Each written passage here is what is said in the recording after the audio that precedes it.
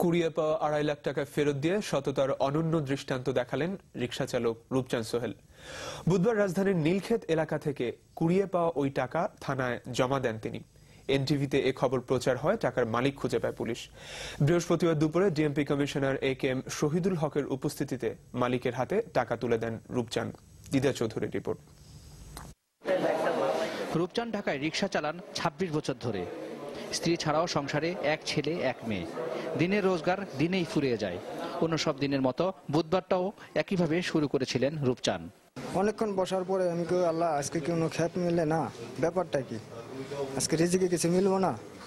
তো এই মুহূর্তে হুজুর আইসে পরে কয় যাইবেন এলিফ্যান্ট রোড, আমি ঘরে যাবো, 50 টাকা ভাড়া দিবেন।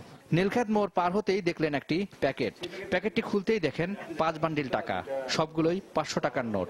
প্রথমে কিছুটা ঘাবড়ে গেলেও পরক্ষণেই নিজেকে সামলে নেন রূপচাঁদ। রিকশার পাদানির উপরই রাখলেন ওই টাকা। পরে রিকশায় থাকা যাত্রীর পরামর্শে নিউ মার্কেট থানায় জমা দেন টাকাগুলো। এত টাকা দেখি আমার কাপ উঠে গেছে। আমি টাকা নিয়ে মনে হয় বাড়ি যেতে পারতাম না। হ্যাঁ, রাস্তা অ্যাক্সিডেন্ট হতো ভয়তে। বছরখানেক আগে 35,000 টাকা দামের একটি মোবাইল ফোন কুড়িয়ে পেয়েছিলেন রূপচাঁদ। মালিক খুঁজে সেটিও ফিরিয়ে দিয়েছিলেন তিনি। রূপচাঁদের এই সততায় মুগ্ধ হয়ে টাকার মালিক বাংলাদেশ চেম্বার অফ ইন্ডাস্ট্রিজের সভাপতি শহীদুল ইসলাম হেলাল হারিয়ে যাওয়া টাকা থেকে সবার সামনেই 50,000 তুলে দেন রূপচাঁদের হাতে। এনটিভিতে বলেছে যে অনেক টাকা পাওয়া গেছে, তো আমি একবার আসতে চাই না, কিন্তু রিক্সাওয়ালার কথা শুনে আমি বললাম না, I must come and see the রিক্সাওয়ালা। এই জন্য আমি রাতে আসলাম। রূপচাঁদের এই সততা অবাক করেছে খোদ পুলিশকে। তারাও সততার প্রতীকী মূল্য হিসেবে 5,000 টাকা তুলে দেন তার হাতে।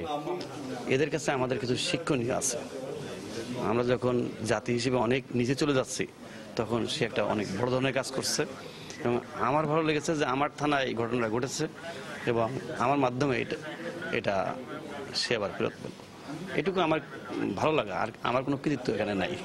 রূপচাঁদ এই টাকা দিয়ে শরীয়তপুরে তার গ্রামে একটি ঘর তৈরি করবেন বলে জানান।